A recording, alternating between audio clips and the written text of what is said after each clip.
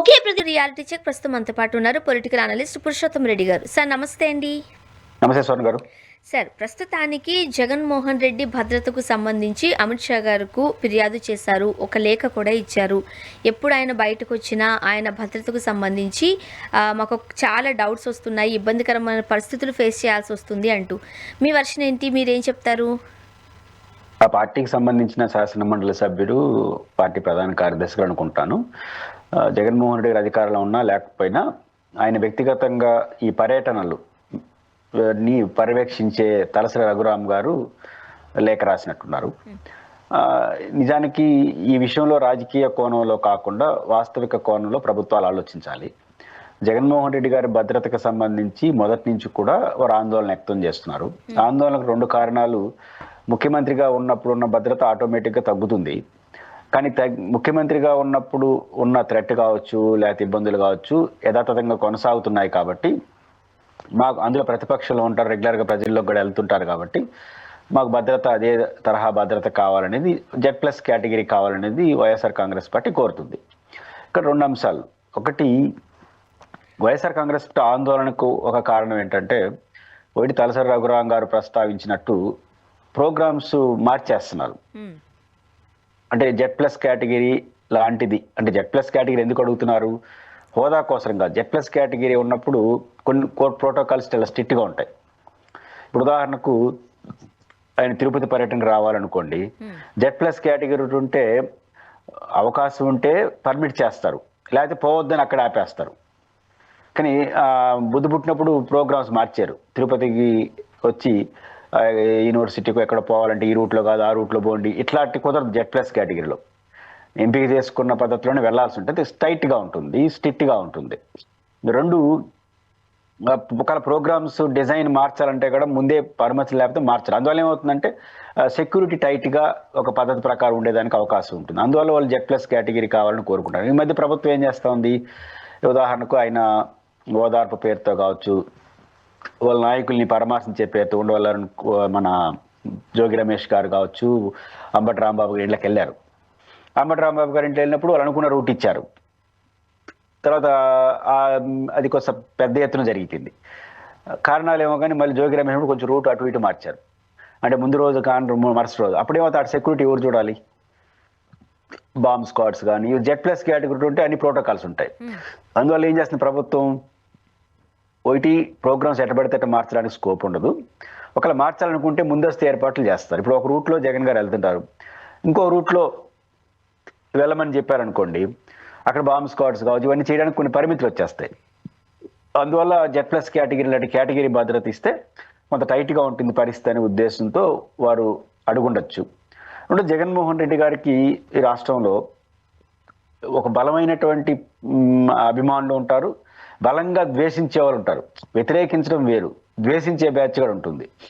ఆయనకు ఉన్న రాజకీయ వాతావరణం కావచ్చు, ఆయన ఎదిగిన తీరు కావచ్చు, అనేక కారణాలు ఇచ్చా ఒక రైటువంటి ఆయన పట్ల పర్సనల్ గడ్జెస్ ఉండేవాళ్ళు ఉన్నారు, ఆయన అంటే ప్రాణం ఇచ్చేవాళ్ళు ఉన్నారు. అట్లాంటి వాతావరణం ఉన్న పాపులర్ లీడర్ ఆయన ఎదిగిన తీరు అనేక కారణాలు ఇచ్చా. ఈ నేపథ్యంలో ఆయనకు భద్రత అవసరం. భద్రత బేస్ ఏంటంటే ఒక మాజీ ముఖ్యమంత్రి ఇవే కాదు, వారికి ఉన్నటువంటి ప్రజల్లో ఉన్న పట్టు, ఒక ఇంపార్టెంట్ పార్టీకి నాయకత్వం వహించడం, థ్రెట్, పరిస్థితుల ప్రభావం, ఇవన్నీ కలిసి భద్రత ఇస్తారు.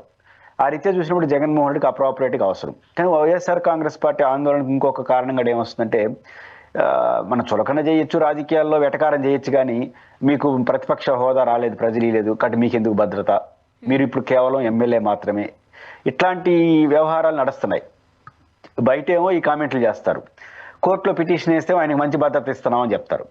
అక్కడ కూడా చెప్పొచ్చు కదా, మీరు ఆయన కేవలం ఎమ్మెల్యేనండి, పులివెందుల ఎమ్మెల్యే, ఆయనకి ఎందుకు అంత భద్రత అనేది, 1+1 చాలు.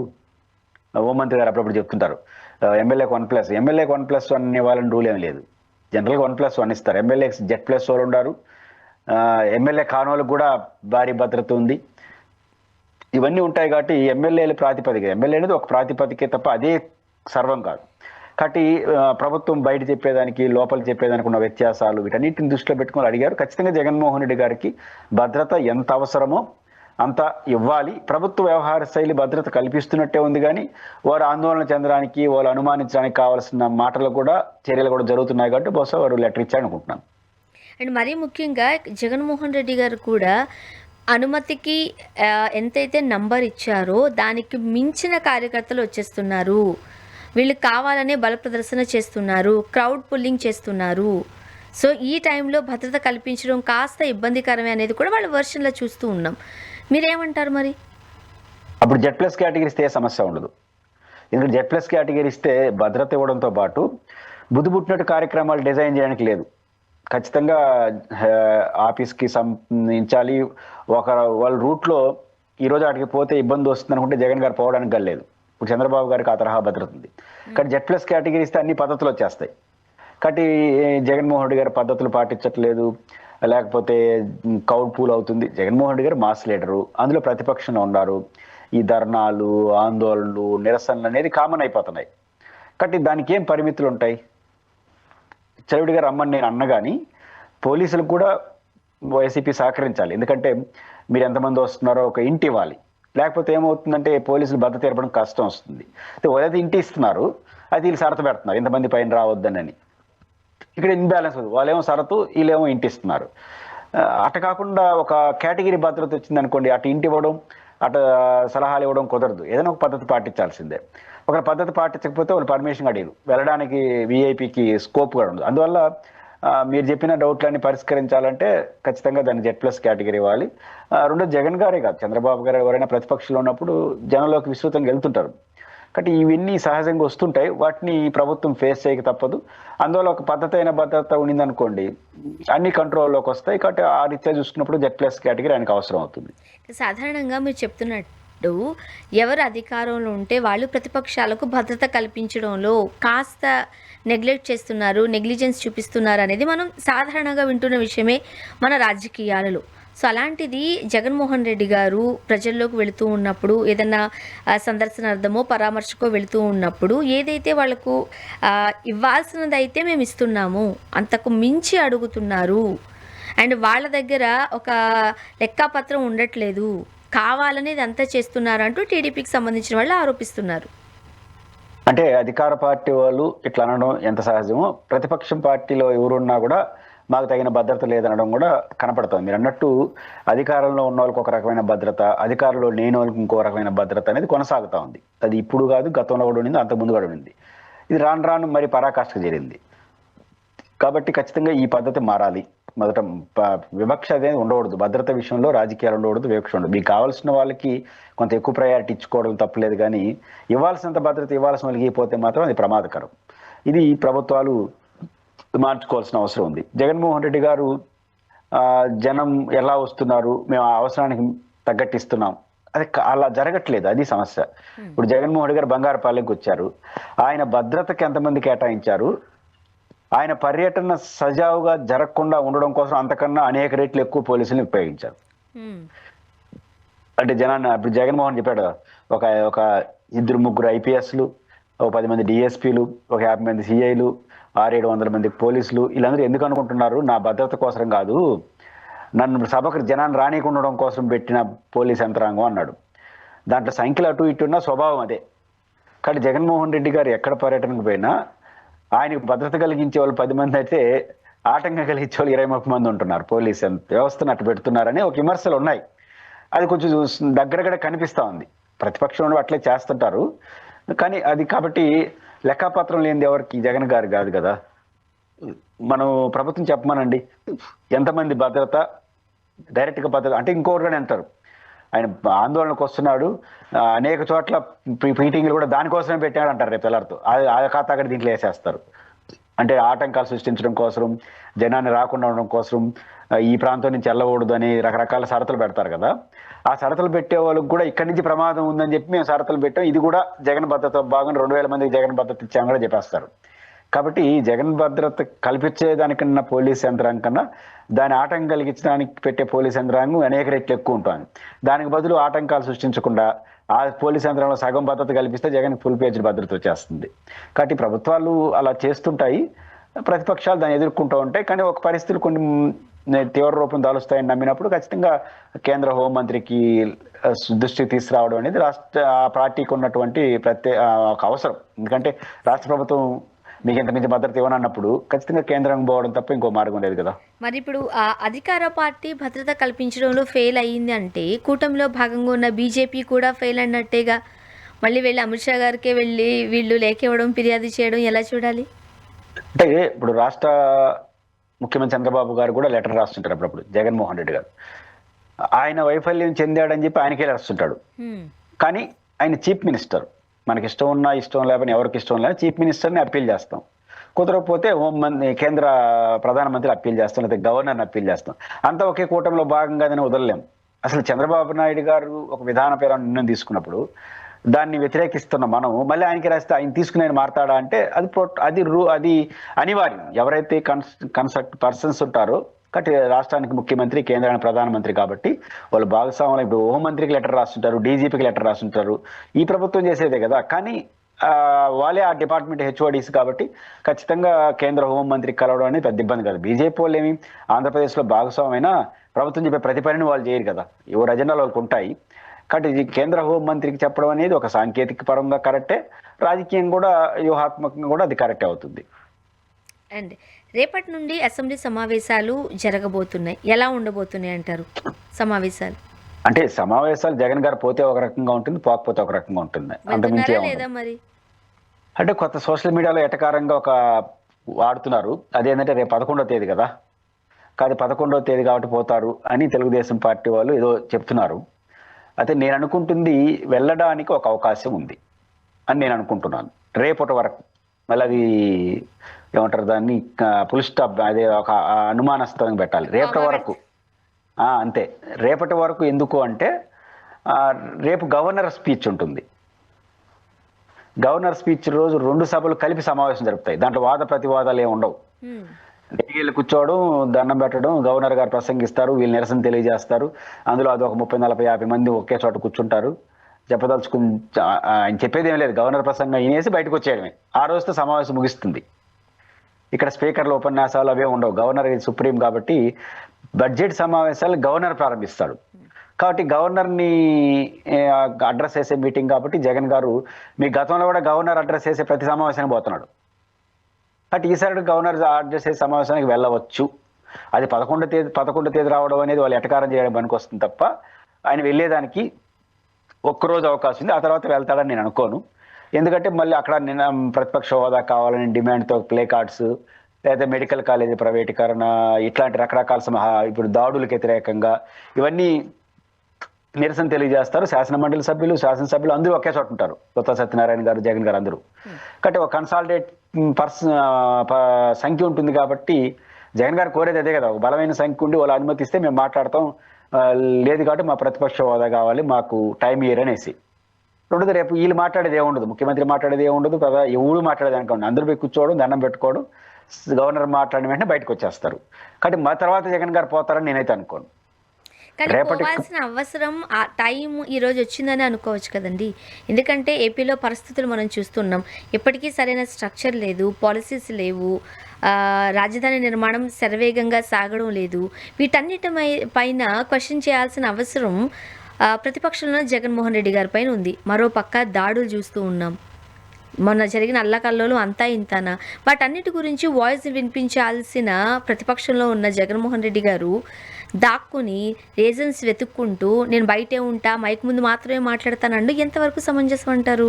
ఒకటి, జగన్మోహన్ రెడ్డి గారు ఎన్నిసార్లు అడిగినా నేనైనా మీరైనా చెప్పదలుచుకుంది వారు అసెంబ్లీకి వెళ్ళాలనే. ప్రతిపక్ష హోదా అడిగే హక్కు ఆయనకుంది. బట్ అది వెళ్తూనే అడగాలనేది, ఒకవేళ మైక్ టైం ఇవ్వకపోయినా వెళ్ళమనేది, ఇళ్ళకపోయినా మైక్ ఇకపోయినా కూడా లేచి నిలబడి ఇప్పుడు బడ్జెట్ 1 గంట అయినా మాట్లాడచ్చు. 1 నిమిషం ఆడితే ఈ బడ్జెట్ ప్రజానుకూలంగా లేదు, వ్యతిరేకంగా ఉంది, మేము వ్యతిరేకిస్తాం, నిరసన చేసి బయటకు వచ్చేసి మళ్ళీ బయట మాట్లాడచ్చు. 1 నిమిషం వచ్చినా మాట్లాడాలి, 1 గంట వచ్చినా మాట్లాడాలి. కాబట్టి వెళ్ళాలని మనలాంటి వాళ్ళు కోరుతాం. బట్ ఆయన తీసుకున్న డెసిషన్స్ కానీ జరుగుతున్న పరిణామాలు చూసినప్పుడు ఆయన వెళ్ళడని అనుకుంటున్నాం. రేపటి వరకు గవర్నర్ ప్రసంగం కాబట్టి, ఎప్పుడు గవర్నర్ ప్రసంగానికి వస్తున్నారు కాబట్టి గవర్నర్ ప్రసంగానికి వెళ్తారు.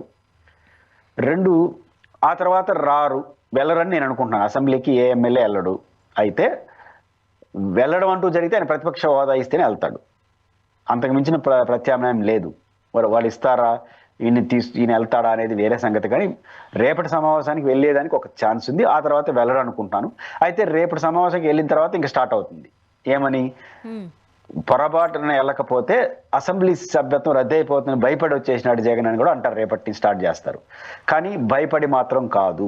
ఎందుకంటే జగన్మోహన్ రెడ్డి గారు తీసుకున్న అసెంబ్లీకి వెళ్ళకూడదని నిర్ణయాన్ని నేను కూడా వ్యతిరేకిస్తాను. బట్ యాజ్ పర్ అసెంబ్లీలో డిస్క్వాలిఫికేషన్ అంటారు.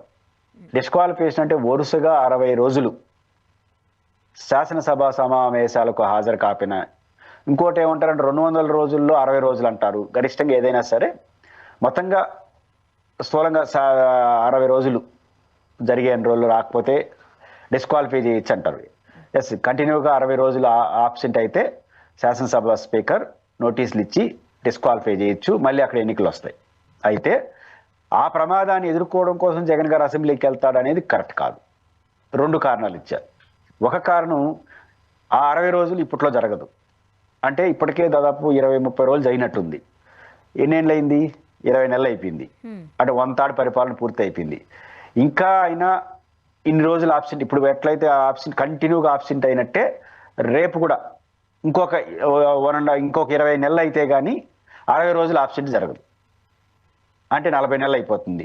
ఇంకా చివరి నెలలో 1 year ఎలక్షన్ టైంలో రద్దు చేసుకుంటే రద్దు చేసుకోకపోతే రద్దు చేసుకో కానీలే మళ్ళీ ఎలక్షన్ అంటాడు. కాబట్టి జగన్మోహన్ రెడ్డి గారు డిస్క్వాలిఫికేషన్ మీరు అనుకున్నట్టుగా జరగదు. కాబట్టి డిస్క్వాలిఫికేషన్ భయపడిపోయే ప్రసక్తి లేదు. First point. రెండోది, వరుసగా 60 రోజులని చట్టంలో ఈయన వరుసగా అన్నాడు. ఇప్పుడు బడ్జెట్ సమావేశంలో స్పీకర్ పోతారు, గతంలో పోయినారు. అంటే వరుసగా లేదు కదా, మధ్యలో మళ్ళీ ఇప్పుడు రేపు వెళ్తారు అనుకుందాం, మళ్ళీ కట్టే మళ్ళీ రేపటి నుంచి స్టార్ట్ అవుతుందా? ఇది ఒక రాజ్యాంగపరమైనటువంటి ఇబ్బందులు ఉన్నాయి. కాబట్టి జగన్మోహన్ రెడ్డి గారు దానికోసం వెళ్ళట్లేదు. ఒకవేళ గవర్నర్ ప్రసంగానికి వెళ్ళిందని నేను పరిగణలో తీసుకోను అని ప్రభుత్వం స్పీకర్ అనుకున్నా కూడా 60 రోజులు కావడానికి ఇంకా కనీసం ఇంకో 1.5 years పడుతుంది. 60 రోజులు కావడానికి. ఆయన 1.5 years అంటే 3 ఏళ్ళు అయిపోతుంది. మళ్ళీ నోటీస్ ఇవ్వాలి ఆయనకి. నోటీస్ ఇచ్చినప్పుడు ఆయన ఏం సమాధానం చెప్తాడు? ఆల్రెడీ మీ టేబుల్ మీద ఒక పెండింగ్ ఉంది నా విజ్ఞప్తి, అదేంటంటే నన్ను ప్రతిపక్ష నాయకుడు హోదా గుర్తించమని మీకు చెప్పాము, నాకేం ఆన్సర్ చేయలేదు. ఆన్సర్ చేస్తున్నారు, ఎక్కడ? అసెంబ్లీలో చేస్తున్నారు, బయట మాట్లాడుతున్నారు. జగన్ గారి లెటర్కి ఆన్సర్ చేయట్లేదు. టెక్నికల్గా ఆయన అడిగాడు పలానా సెక్షన్ ప్రకారం. రూల్ బుక్లో అట్లేవి లేదు. ఏది 10% ఎమ్మెల్యేలు ఉంటేనే ఇవ్వాలనేది రూల్ బుక్లో లేదు. రూల్ బుక్లో ఉన్నదల్లా పొలిటికల్ అపాయింట్గా ఉండాలి, మేజర్ గ్రూప్గా ఉండాలి, స్పీకర్ గుర్తించాలి. ఇక్కడ ఏడు 10%.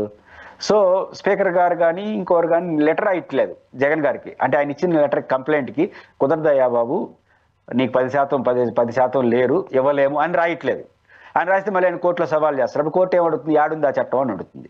ఇప్పుడు కోర్టు నోటీస్ ఇచ్చింది అసెంబ్లీ కార్యాలయానికి, వాళ్ళు ఇంకా కోర్టుకి సమాధానం చెప్పలేదు, పరిశీలనలో ఉందని చెప్తున్నారు. అంటే అర్థం ఏంటి? టెక్నికల్గా తీయడానికి లేదు. ఇవన్నీ ఉన్నాయి కాబట్టి స్పీకర్ గారు మొన్న లోక్సభ స్పీకర్ సమావేశంలో ఏమన్నారు?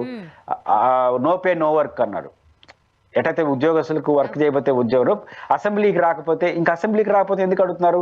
అసలు 60 రోజులు రాకపోతే తీసేడ బారేస్తాం, రాని వాళ్ళని ఆప్షన్ తీసేస్తామని ఎందుకు అనలేదు ఆయన? అది లేదు కాబట్టి అనలేదు.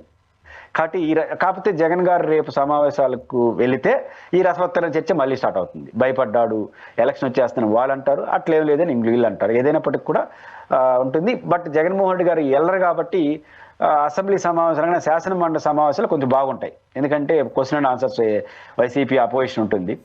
కాకపోతే జగన్ గారు లేకపోయినా వాళ్ళు జగన్ నామస్మరణ చేస్తారు కాబట్టి అసెంబ్లీలో, ఈయన బయట విలేకరుల సమావేశంలో ఈయన మాట్లాడతారు. ఇదో చర్చ నడుస్తుంది.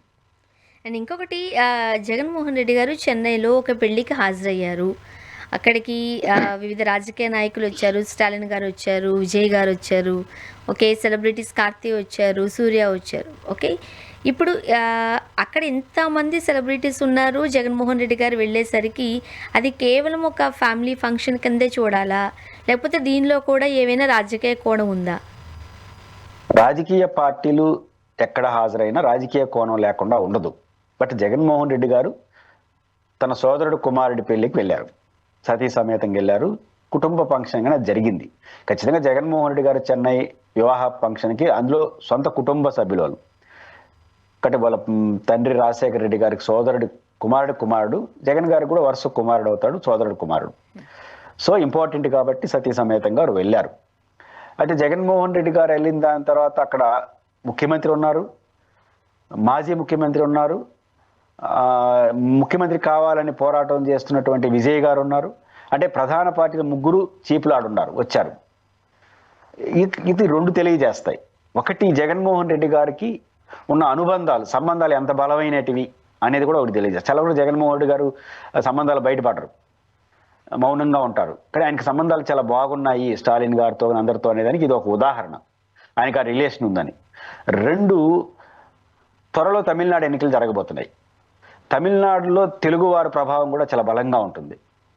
తెలుగువారు ఎక్కడున్నా తమిళనాడు ఎందుకు మీరు అనొచ్చు, తమిళనాడుతో మనకేం పని, అమెరికాలో కూడా కొట్టుకుంటున్నారు వైసీపీ వాళ్ళు వైసీపీ వాళ్ళు తెలుగుదేశం వాళ్ళు మేము ఎక్కువ అని. అమెరికాలో వైసీపీ తెలుగుదేశం ఇట్లా ఉంటే మన పక్కన ఉన్న తమిళనాడులో రాజకీయాలు ఉండకుండా పోతాయి, అభిమానాలు ఉండకుండా పోతాయా? ఖచ్చితంగా అడగడ రెండుగా చీలిపోతారు.